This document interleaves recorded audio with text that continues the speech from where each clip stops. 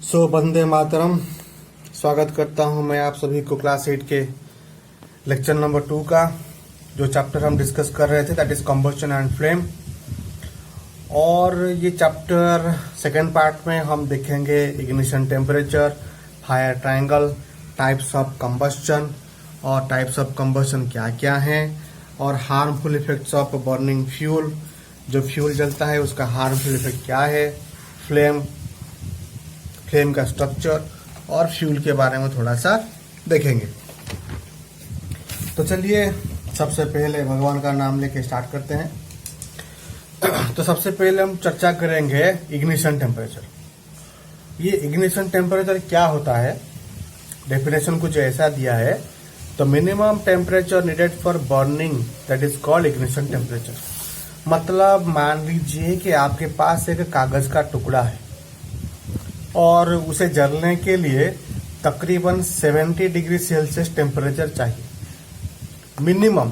यहाँ पे ध्यान दीजिए, मान लीजिए कि आपके पास एक कागज का टुकड़ा है और उसे जलने के लिए कम से कम 70 डिग्री सेल्सियस की टेम्परेचर चाहिए। तो इस टेम्परेचर को हम कहेंगे इग्निशन टेम्परेचर। ये एक एग्जाम्पल है, ठीक है। मान लीजिए कि आपके पास एक कागज का टुकड़ा है और उसे जलने के लिए, आग पकड़ने के लिए 70 डिग्री सेल्सियस टेम्परेचर चाहिए। तो ये टेम्परेचर को हम कहेंगे इग्निशन टेम्परेचर। अगर आपने उसे 69 डिग्री सेल्सियस टेम्परेचर भी दिया तो भी ये नहीं जलेगा, जो पेपर है वो नहीं जलेगा, क्योंकि इसका जो इग्निशन टेम्परेचर है वो है 70 डिग्री सेल्सियस, ठीक है। जैसे हम 1000 ग्राम को 1 किलोग्राम कहते हैं, 999 ग्राम को 1 किलोग्राम नहीं कहते। भले ही 1 ग्राम कम हो लेकिन वो 1 किलोग्राम नहीं कहा जाएगा। ठीक उसी तरह से अगर कोई भी सब्सटेंस का इग्निशन टेम्परेचर 70 डिग्री सेल्सियस है तो इसका मतलब वो 70 डिग्री सेल्सियस पे ही आग पकड़ेगा। ऐसा नहीं कि वो 69 डिग्री सेल्सियस टेम्परेचर में वो आग पकड़ लेगा, ठीक है। उसके बाद हम चर्चा करेंगे फायर ट्रायंगल। ये फायर ट्रायंगल क्या होता है, देखिए जैसे एक ट्रायंगल को बनाने के लिए आपको 3 पॉइंट्स चाहिए, क्योंकि 2 पॉइंट्स से तो ट्रायंगल बनेगा नहीं। एक ट्रायंगल बनाने के लिए आपको यहाँ एक पॉइंट चाहिए, यहाँ एक पॉइंट चाहिए और यहाँ भी एक पॉइंट चाहिए। ठीक उसी तरह से आग को जलने के लिए आपको 3 चीजें चाहिए, पहले एयर, दूसरा फ्यूल और तीसरा टेम्परेचर। ये तीनों के बिना आग कभी नहीं जल सकती। मान लीजिए आपने एयर को छिपा दिया है, एयर को छिपा दिया तो बिना एयर के आग नहीं जलेगी। मान लीजिए कि आपके पास फ्यूल नहीं है, सिर्फ एयर है और टेम्परेचर है, तो फ्यूल तो नहीं है तो जलेगा कौन, नहीं तो आग नहीं जल सकती। मान लीजिए आपने टेम्परेचर को ही हाइड कर दिया। अगर टेम्परेचर को हाइड कर दिया, आपके पास एयर है और फ्यूल है, अगर टेम्परेचर नहीं है तो भी आग नहीं जल सकता। अब जैसे कि मेरे सामने ये एक लकड़ी का चेयर है, तो एयर इसके आजू बाजू प्रेजेंट है एयर, और ये तो फ्यूल है क्योंकि ये अच्छा जलेगा। मगर इस पे कोई हीट नहीं दिया, मैंने यहाँ पे इसे कोई भी हीट सप्लाई नहीं किया, तो हीट सप्लाई नहीं किया तो इसीलिए ये भी नहीं जल रहा है। समझ में आया ना कुछ? तो this is called fire triangle. आग को जलने के लिए हमें 3 चीजें चाहिए, एयर, फ्यूल और टेम्परेचर। किसी एक को अगर आप हाइड कर देते हो तो आपका फायर नहीं जलेगा। So this is called fire triangle. उसके बाद हम चर्चा करेंगे टाइप्स ऑफ कंबस्शन। ये जो कंबस्शन है वो कितनी तरह का होता है। तो सबसे पहले एक रैपिड कंबस्शन, दूसरा स्पॉन्टेनियस, तीसरा एक्सप्लोजन। ये तीनों के बीच में अंतर क्या है, रैपिड कंबस्शन, स्पॉन्टेनियस कंबस्शन और एक्सप्लोजन, ये तीनों के बीच क्या अंतर है, चलिए समझते हैं। तो सबसे पहले जो रैपिड कंबस्शन होगा ये बहुत ही फास्ट कंबस्शन होगा, ठीक है। आपने जैसे कि माचिस को लिया और माचिस को जलाया, वो रैपिड कंबस्शन का एग्जाम्पल है। रैपिड कंबस्शन में आपको फ्रिक्शन चाहिए होता है और थोड़ा सा हीट आपको चाहिए होता है, जो बाहरी सोर्स से उसे मिले, थोड़ा सा हीट चाहिए होता है रैपिड कंबस्शन में। ठीक है। और जो स्पॉन्टेनियस कंबस्शन है, स्पॉन्टेनियस कंबस्शन में आग पकड़ लेगा, कोई भी चीज जल जाएगा मगर एक्सीडेंटली जल जाएगा। कोई भी उसके जो जो ठोस कारण है ये आपको थोड़ा परेशानी में डालेगा, मगर कोई भी चीज वो अपने आप जल जाएगा। और स्पॉन्टेनियस कंबस्शन में वही चीज जलते हैं जिनकी जो इग्निशन टेम्परेचर बहुत ही कम होती है। अब जैसे कि मान लीजिए आप कोयले के खादान में काम कर रहे हो, जो कोयले का खादान होता है वहां पे जो आग लग जाती है that is due to spontaneous combustion. जंगल में आग लग जाती है, सूखी जो घास होते हैं या फिर सूखे पेड़ या फिर सूखे बुशेस होते हैं वहां पे भी आग लग जाती है विदाउट एनी कॉज, कोई कारण नहीं होता, बस आग लग जाती है। That is called spontaneous combustion. यहाँ पे no reason, without any reason, मगर यहाँ पे हमने फ्रिक्शन किया। ड्यू टू फ्रिक्शन आप माचिस की तीली पकड़ते हो और जो माचिस का डिब्बा होता है उस पर रबिंग करते हो तो हीट जनरेट होता है। आपने जो गैस लाइटर को ऑन किया है वहां पे भी आपने गैस लाइटर को लेके गैस के पास लिए, गैस को ऑन किया और गैस लाइटर को वहां पे ठक ठक ठक ठक ठक करके जलाया, तभी जाके वो जला। तो आपने बाहरी सोर्स से हीट सप्लाई किया, दैट इज रैपिड कंबस्शन। ठीक है। उसके बाद एक्सप्लोजन।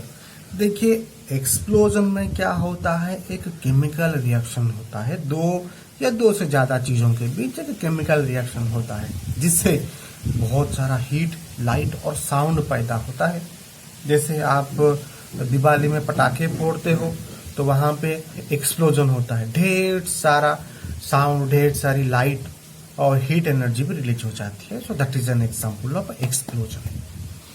उसके बाद हम चर्चा करेंगे harmful effects of burning of fuel. जो हम फ्यूल जलाते हैं क्या उससे कुछ फायदे हैं या फिर उससे कुछ नुकसान है, तो इसके बारे में ये चर्चा रहेगी हमारी।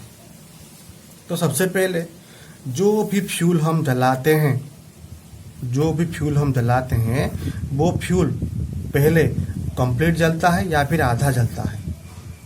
कोई भी फ्यूल आप ले लो, या तो वो पूरा जलेगा या फिर आधा जलेगा। अब जैसे आपने लकड़ी को लेके जलाया, लकड़ी में क्या होता है, इनकम्प्लीट बर्निंग होती है लकड़ी में, वो पूरा नहीं जलता। आपने कोयला जलाया, वहां पे वो इनकम्प्लीट बर्निंग होता है, वो पूरा नहीं जलता। ठीक है कि नहीं? तो ऐसा कुछ होता है। सो अगर कोई फ्यूल कंप्लीटली जल जाए तो वहां पे क्या होगा, वो कार्बन पार्टिकल्स पैदा करेगा या फिर कार्बन डाइऑक्साइड देगा। अगर कार्बन पार्टिकल्स पैदा हुए, आपने शायद देखा होगा।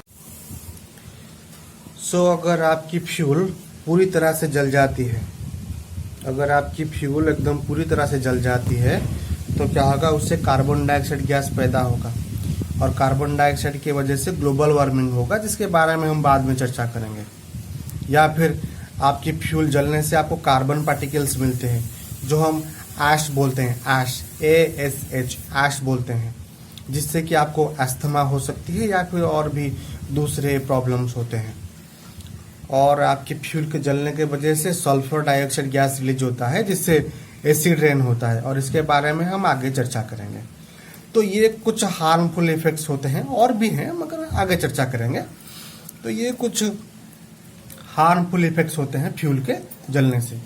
अगर आपकी फ्यूल पूरी तरह से नहीं जली, अगर आपकी फ्यूल पूरी तरह से नहीं जलती है तो कार्बन मोनोऑक्साइड गैस पैदा होगा। ध्यान दीजिए, फ्यूल कंप्लीट बर्निंग कब होगी, जब फ्यूल को हम पूरी तरह से ऑक्सीजन गैस सप्लाई करेंगे। पहला कंडीशन, ऑक्सीजन गैस सप्लाई करेंगे। और कंडीशन नंबर 2, अगर आपकी फ्यूल लिक्विड स्टेट या फिर गैसियस स्टेट में हो तो भी ये जल सकती है कंप्लीटली। इनकम्प्लीट कंबशन कब होगी, जब आपकी फ्यूल सॉलिड स्टेट में हो या फिर आपने उसे पूरी तरह से ऑक्सीजन सप्लाई नहीं की, तब इनकम्प्लीट कंबशन होगी। और इनकम्प्लीट कंबशन में कार्बन मोनोऑक्साइड गैस पैदा होता है जो बहुत ही जहरीला होता है, आपकी जान भी ये ले सकता है, तो थोड़ा बचिए रहिए। तो these are some examples and explanations about harmful effects of burning. ठीक है। और जो अगला पार्ट जो हम डिस्कस करेंगे दैट इज फ्लेम। ये फ्लेम क्या होता है? आपने कि कैंडल को जलते हुए देखा है, जो जब कैंडल जलता है, जो येलो कलर का ग्लो निकलता है, जो येलो कलर का ग्लो निकलता है, दैट इज कॉल्ड फ्लेम। उसे ही हम फ्लेम बोलते हैं। तो ये फ्लेम क्यों निकलता है, किस लिए निकलता है, ध्यान से सुनिएगा। जब कोई फ्यूल लिक्विड में बदलता है, जब कोई फ्यूल लिक्विड में बदलता है या फिर वेपर में बदलता है, तब ये वेपर जल जाता है, जिससे कि ग्लो पैदा होता है। लेकिन कभी लकड़ी जलेगा या फिर कभी कोयला जलेगा, तब भी इसमें से आपको ग्लो देखने को नहीं मिलेगा, क्योंकि इसमें जो फ्यूल प्रेजेंट होता है वो लिक्विड स्टेट में नहीं होता जो वेपोराइज कर सके। थोड़ा बहुत ग्लो ये करते हैं, क्योंकि जो थोड़े बहुत फ्यूल्स लिक्विड स्टेट में आ जाते हैं तब ये ग्लो करने लगते हैं, मगर ज्यादातर कोयले और ज्यादातर लकड़ी के केस में ये फ्यूल नहीं, जो फ्यूल होता है वो वेपराइज या वेपर स्टेट में नहीं आ सकता। इसीलिए ये ज्यादा ग्लो नहीं करते, ज्यादा फ्लेम नहीं देते, सिर्फ ग्लो करेंगे, ज्यादा फ्लेम ये नहीं देंगे, सिर्फ ग्लो करेंगे। मगर आपका जो पेट्रोल है, जो डीजल है, जो केरोसिन है, ये सब लिक्विड वेपर्स, ये सब लिक्विड्स होते हैं जो आसानी से वेपर के स्टेट में आ जाते हैं, और ये एक बार वेपर में बदल जाएंगे तो ये वेपर ही चलेगा, तभी जाके आपको वो फ्लेम देखने को मिलेगा। ध्यान दीजिएगा, वो पेट्रोल हो, डीजल हो, चाहे केरोसिन हो या फिर ऑयल हो, ये लोग नहीं जलते, सिर्फ इनका वेपर जलता है। सिर्फ और सिर्फ जो वेपर है यही जलता है, और ये वेपर ही ग्लो करता है। इसको आप ध्यान दीजिएगा, ठीक है। आपने शायद देखा नहीं होगा, मगर आप चाहें तो नहीं, घर पे तो नहीं कर सकते।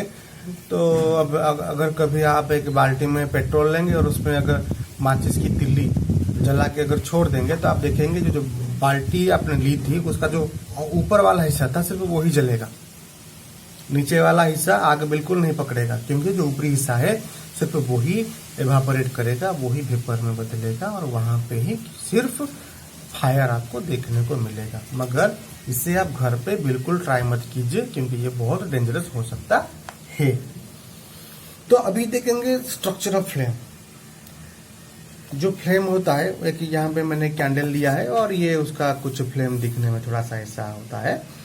और ये जो फ्लेम है इसमें 3 कलर होते हैं। जो बाहरी हिस्सा होता है, जो उसको बोलते हैं हम आउटर जोन, इसका कलर होता है ब्लू, और बीच वाले हिस्से को, मिडिल वाले हिस्से को हम बोलते हैं मॉडरेट जोन, इसका ये कलर होता है येलो, और जो सबसे अंदरी वाला हिस्सा होता है जिसको हम बोलते हैं इनर जोन, इसका कलर होता है ब्लैक। तो यहाँ पे होता क्या है, यहाँ पे होता है जो फ्यूल आपका था वो यहाँ पे ब्लैक जोन में, इनर मोस्ट जोन में वो एवापोरेट करना स्टार्ट होगा, मेल्ट करना स्टार्ट होगा यहाँ पे, और मेल्ट करते करते हुए यहाँ पर जो मिडिल जोन है वहाँ पे वो वेपर में बदलता रहेगा और खुद जलता भी रहेगा। और ये ब्लू कलर का जो जोन है, जो बोलते हैं हम आउटर मोस्ट जोन, यहाँ पर जो फ्यूल था आपका कंप्लीटली वेपराइज कर गया, यहाँ पर वो बिल्कुल साफ सुथरी तरीके से पूरी तरह से ये जल जाएगा। तो ये बाहरी वाला हिस्सा यहाँ पर आपका फ्यूल पूरी तरह से जल रहा है, इसीलिए इसका कलर है ब्लू। और बीच वाला हिस्सा ये पूरी तरह से नहीं जल रहा, इसीलिए इसका कलर है येलो। और यहाँ पर पार्शियल कंबशन हो रहा है। और जो ब्लैक कलर का हिस्सा है, यहाँ पर आपका फ्यूल वो लिक्विड स्टेट में आ रहा है, इसीलिए इसका कलर है ब्लैक। और सबसे गर्म वाला हिस्सा होगा ये, और येलो वाला थोड़ा सा कम, और ये ब्लैक वाला हिस्सा ये सबसे कम गर्म रहेगा। तो अभी नेक्स्ट चर्चा करेंगे फ्यूल के बारे में। फ्यूल हम किसे कहेंगे? जो चीज जलने पर हमको हीट और लाइट देगी, हम उसे फ्यूल कहेंगे। और फ्यूल एक होता है आइडियल फ्यूल और दूसरा होता है non ideal fuel. Ideal fuel किसे कहेंगे? अगर कोई चीज जिसकी इग्निशन टेम्परेचर कम हो, जो कार्बन मोनोऑक्साइड गैस ना दे, जो बहुत ही सस्ता हो, जिससे आपको ढेर सारी हीट एनर्जी मिले, और जिसकी कैलोरीफिक वैल्यू ज्यादा हो, इसके बारे में हम आगे चर्चा करेंगे। और जो चीज जलने के बाद कोई रेसिड्यू ना छोड़े, वो पूरी तरह से जल जाए, और जब जल जाए और वो जलने के बाद वो गायब हो जाए। जैसे पेट्रोल, पेट्रोल जलने के बाद क्या आपको कुछ अवशेष मिलता है? नहीं, that is called residue. So the all types of, अगर कोई फ्यूल के इस तरह के अगर कैरेक्टर रहेंगे तो उसी फ्यूल को हम कहेंगे आइडियल फ्यूल। ठीक है, तो मिलते हैं नेक्स्ट लेक्चर में, तब तक के लिए हैप्पी लर्निंग।